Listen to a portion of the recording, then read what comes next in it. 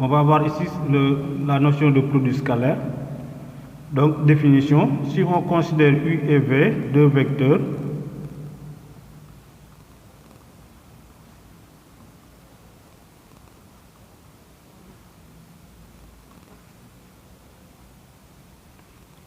on appelle produit scalaire U scalaire V.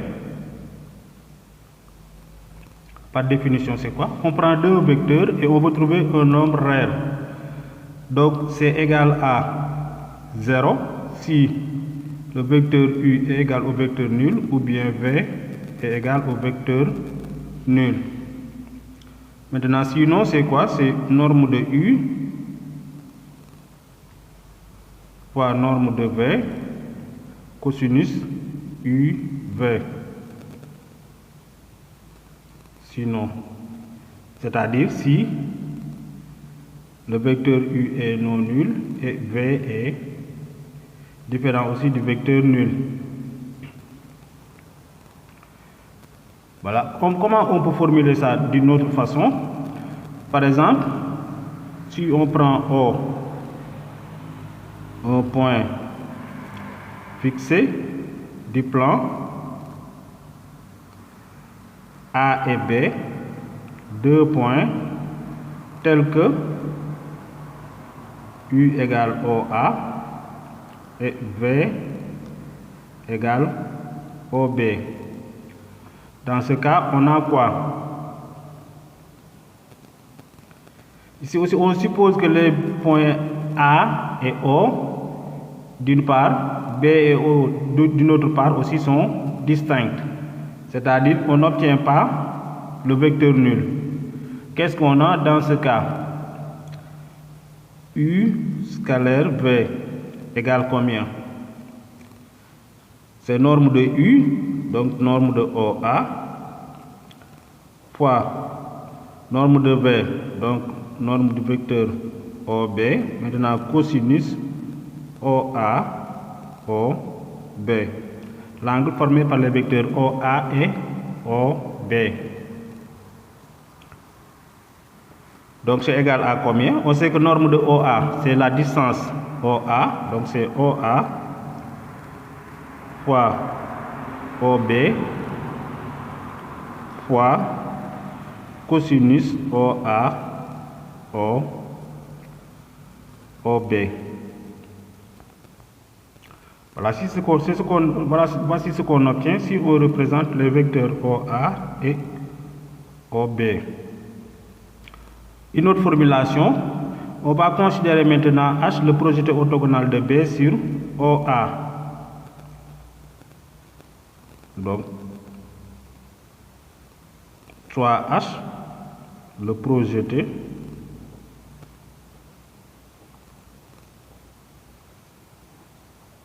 orthogonal de B sur la droite OA. Donc, qu'est-ce qu'on obtient? On a le vecteur, ou bien l'angle formé par les vecteurs U et V, c'est ça. Donc, on a quoi? Si on reprend la définition, U scalaire V égale combien? Norme de OA fois norme de OB, maintenant cosinus OA, OB. Donc je veux dire norme de OA fois norme de OB cosinus OA, OB.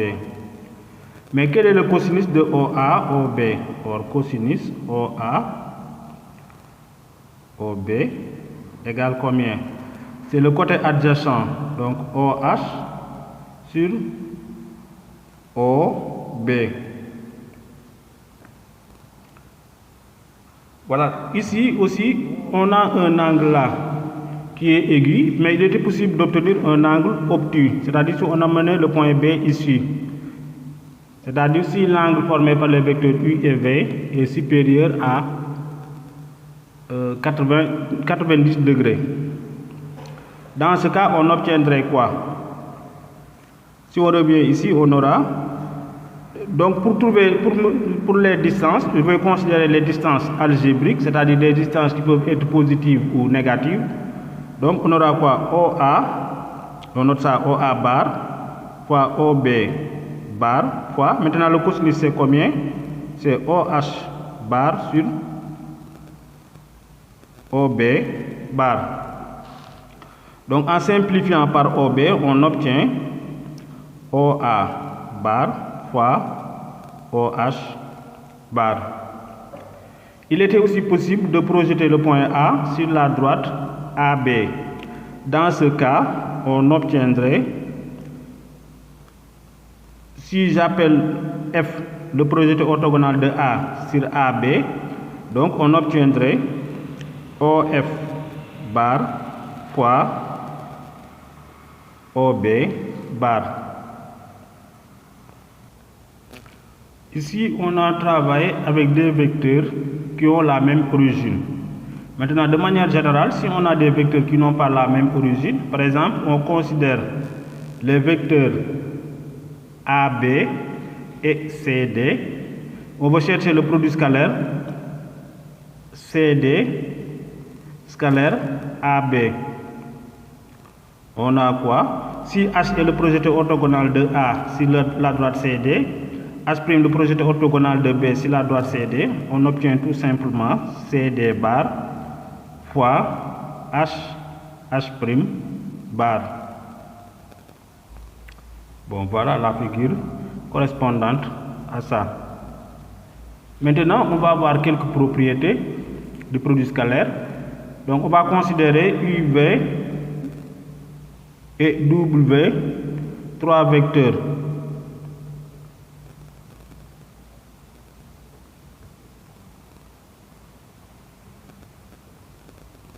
Trois vecteurs et aussi K, un réel donné. D'abord, on va voir la commutativité du produit scalaire. Cela veut dire quoi? On a U scalaire V, c'est la même chose que V scalaire U. Pourquoi? Parce que V scalaire U égale combien? V scalaire U, c'est par définition norme de V fois norme de U fois cosinus VU.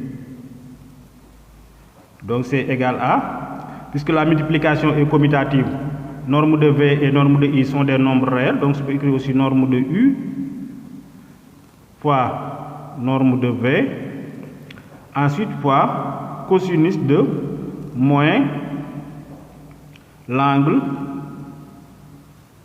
VU, c'est tout simplement aussi U moins UV. Mais vous savez que cosinus alpha et cosinus moins alpha donnent le même nombre. Donc ça c'est égal à norme de U fois norme de V fois cosinus UV.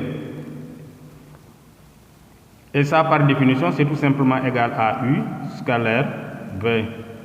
Donc le produit scalaire est commutatif.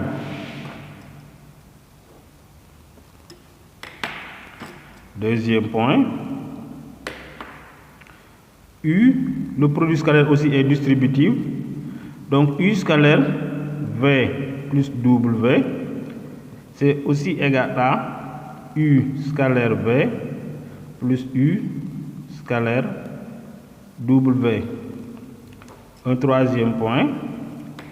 Si je veux calculer U scalaire KV, c'est aussi tout simplement K fois U scalaire V.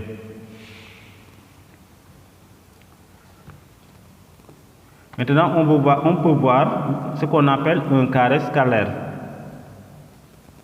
Donc, on va considérer U un vecteur donné.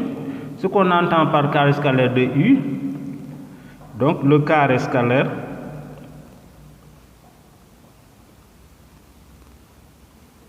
de U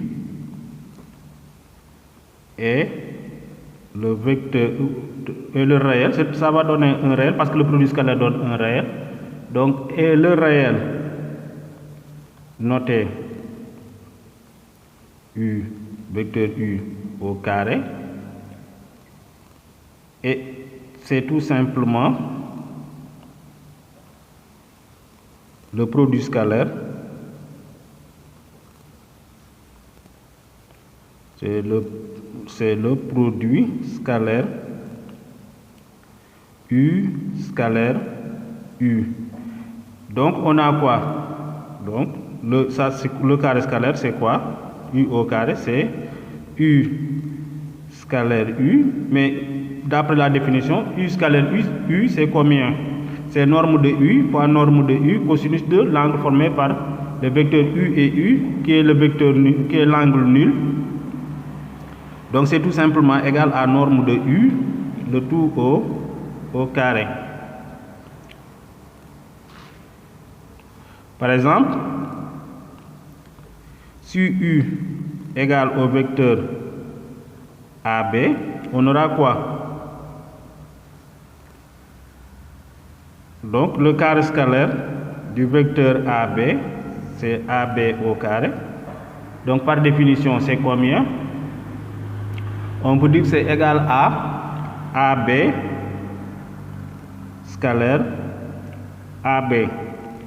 Mais AB scalaire AB, c'est norme de AB, le tout au carré. Mais AB scalaire AB, c'est aussi quoi?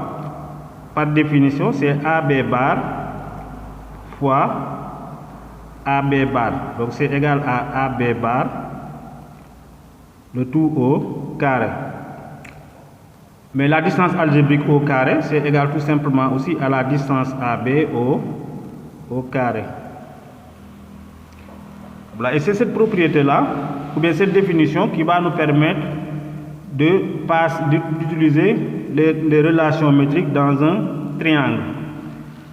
Donc, relations métriques dans un triangle. Donc, on va considérer un triangle ABC quelconque.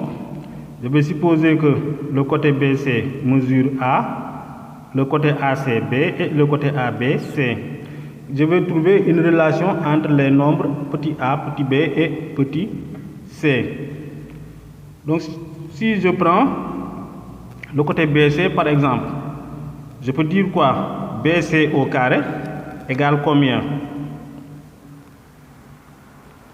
C'est tout simplement le carré scalaire du vecteur AB d'après ce qu'on a remarqué ici. Donc c'est BC, vecteur, le tout au carré. Mais le vecteur BC, je peux l'écrire comment? Je peux dire c'est BA plus AC, le tout au carré, avec la relation de Charles. Mais je peux écrire aussi le vecteur AB par moins. Le vecteur BA, c'est aussi moins AB. Donc je peux dire c'est AC moins AB, le tout au carré. Donc si on développe, on obtient quoi? AC vecteur au carré moins 2 AC scalaire AB plus AB au carré. Cela va donner quoi? AC ou bien AB au carré plus AC au carré moins 2 maintenant AC scalaire AB. Et par définition, AC scalaire AB, c'est norme de AC fois norme de AB cosinus de l'angle formé par le vecteur AC AB. Donc c'est égal à combien? Je sais que BC au carré, c'est combien? J'ai appelé le côté BC au carré par petit a. Donc je vais mettre ici petit a au carré égale AB. AB, je dis c'est C au carré. AC, c'est B au carré. Donc je dis c'est B au carré plus C au carré. Maintenant, moins 2. Norme de AC, c'est B. Donc 2B. Norme de AB, c'est C. Ensuite, cosinus de l'angle formé par les vecteurs AC et AB, ou bien l'angle formé par les vecteurs AB et AC. Le cosinus donne la même valeur. Donc, je vais dire tout simplement cosinus de l'angle A. Voilà. Par analogie, on peut donc dire quoi? Ici, c'est A au carré. Donc, de manière analogique, on établit, si je prends B, je peux dire B au carré égale combien? C'est A au carré plus C au carré moins 2AC fois cosinus de l'angle B. De même, C au carré égale combien? B au carré plus C au carré moins 2BC cosinus de l'angle C. On appelle ces formules-là les formules d'Al-Kashi.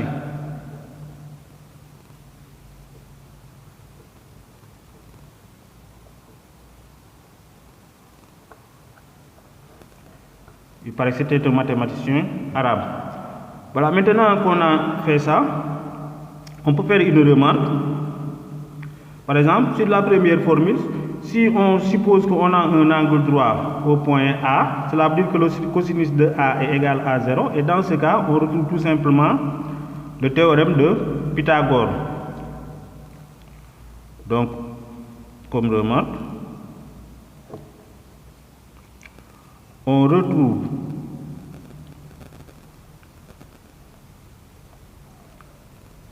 le théorème de Pythagore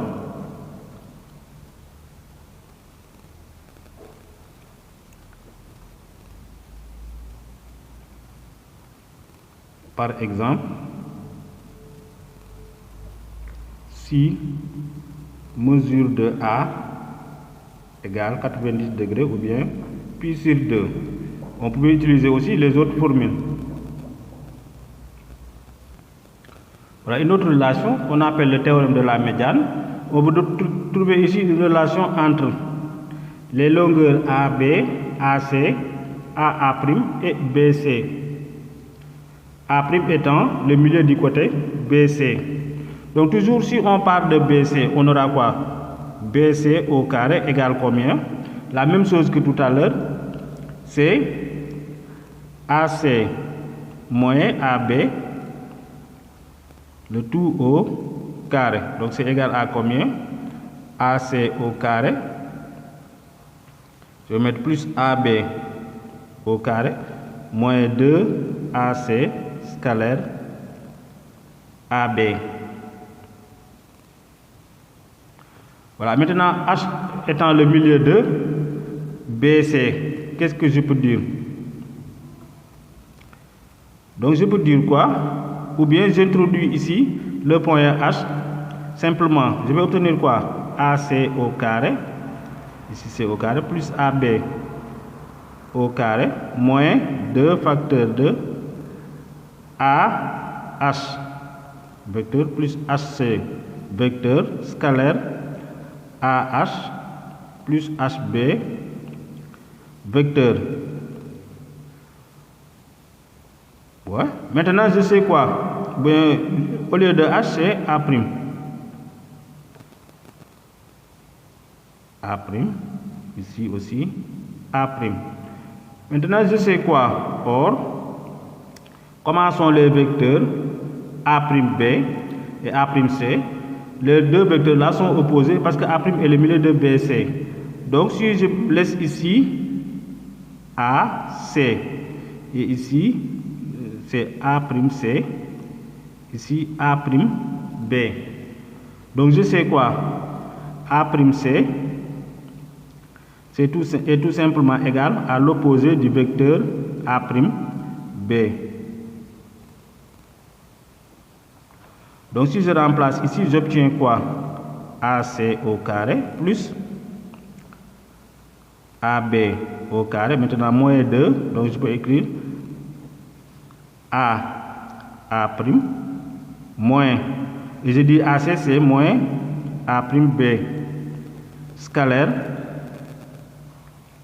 AA' plus A'B.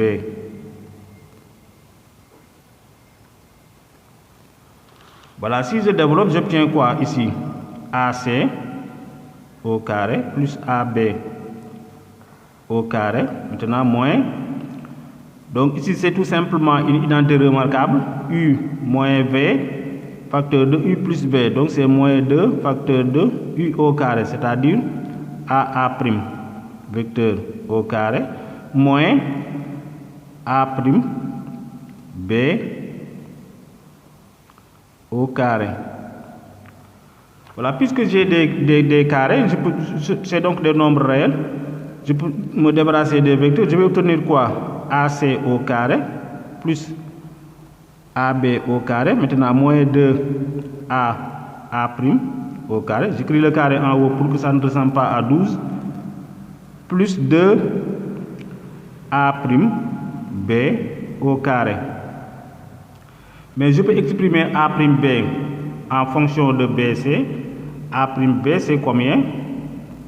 C'est tout simplement égal à BC sur 2. Donc si je remplace, j'obtiens quoi? BC au carré égale AB au carré plus AC au carré moins 2A prime au carré plus 2 fois BC sur 2 au carré. Donc si je réarrange, je peux regrouper, je peux laisser d'une part AB au carré plus AC au carré égale. Donc je vais trouver combien? Je vais déplacer 2A prime au carré et 2, mais BC au carré sur 2, le tout au carré, c'est BC sur 4. Je multiplie par 2, donc j'obtiens BC au carré sur 2. Donc je vais obtenir quoi? 2A prime au carré plus BC au carré moins BC au carré sur 2. Si je réduis au même dénominateur ici, je vais obtenir donc AB au carré plus AC au carré égale 2 A prime A au carré plus BC au carré sur 2. Bon, j'ai jugé nécessaire de rappeler ça, mais normalement, vous avez vu ça en seconde. Donc, de manière analogique, si on regarde maintenant ce qu'on a établi ici, on peut faire ça pour les deux autres médianes. Et on aura quoi? Par exemple, si je prends le sommet, ici on a travaillé avec le sommet A, si je prends maintenant le sommet B, j'aurai quoi? BA au carré plus BC au carré égale combien?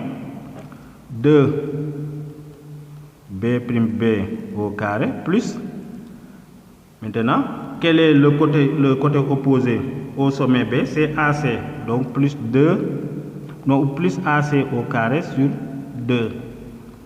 Ou bien ici, comment on constate ça? C'est tout simplement, on a ici on a le point B qui revient, donc on prend les points B, les points A et C qui ne sont pas revenus. Donc de même, si je prends maintenant C, j'aurai quoi? CA au carré plus CB au carré égale 2C prime C au carré plus, voilà, ici j'ai C deux fois, donc je prends AB au carré sur 2. Le dernier théorème, le théorème des sinus. On appelle ça aussi simplement loi des sinus. On peut partir de l'aire du triangle. Par exemple, si j'appelle l'aire du triangle S et que je calcule avec la hauteur AH, on a S égale combien? C'est AH fois BC sur 2. Mais aussi c'est égal à combien? BF fois AC sur 2, c'est aussi égal à CG fois AB sur 2. Égale combien donc? Je veux dire que je remplace BC par petit a. Donc j'aurai AH fois petit a sur 2 égale BF AC, je mets petit b sur 2 égale CG fois petit c sur 2. Bon, on peut multiplier partout par 2 et avoir 2s. Donc si on fait ça, on obtient quoi? 2s égale. Voilà, je peux chercher aussi le côté AH. Pour avoir AH, par exemple, je peux utiliser quoi? Je peux calculer le cosinus de cet angle-là, l'angle C. Ça va me donner quoi? Sinus de C égale combien? Donc si je compte de cet angle-là, quel est son côté opposé? C'est AH. Sur quel est le côté adjacent? AC. Donc c'est AH sur AC, c'est B. Donc 2S égale combien? AH égale B fois sinus de C. Donc je peux dire quoi? Avec le A là, j'obtiens AB sinus de C. C'est égal à 2S. Mais aussi égal à combien? Donc je vais chercher maintenant BF. Comment je trouve BF? Je peux encore utiliser le sinus de l'angle A. Donc le sinus de A c'est combien? C'est BF sur combien? Sur le côté opposé. Le côté opposé c'est AB, donc c'est C.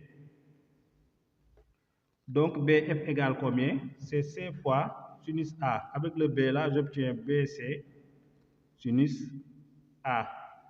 Ensuite, égale combien? CG. Maintenant, comment je vais trouver CG? Je peux prendre encore l'angle A et dire quoi? Mais si je prends l'angle A, moi ce que je veux, c'est surtout l'angle B. Comment je vais obtenir l'angle B maintenant? Je peux prendre cet angle-là B. Donc si je prends cet angle B, c'est combien? Quel est son sinus? C'est CG sur le côté opposé, ici, A. Donc CG égale combien? A fois sinus de B. Avec le C là, j'obtiens AC sinus de B. Puisque les côtés petit a, petit b et petit c, les nombres réels a, petit b et petit c sont les côtés du triangle, donc ils sont différents de 0. Je peux diviser donc par ABC. Si je divise par ABC, j'obtiens combien? 2S sur ABC égale sinus de C sur, si je divise par ABC, je vais simplifier par AB, il va me rester le petit c.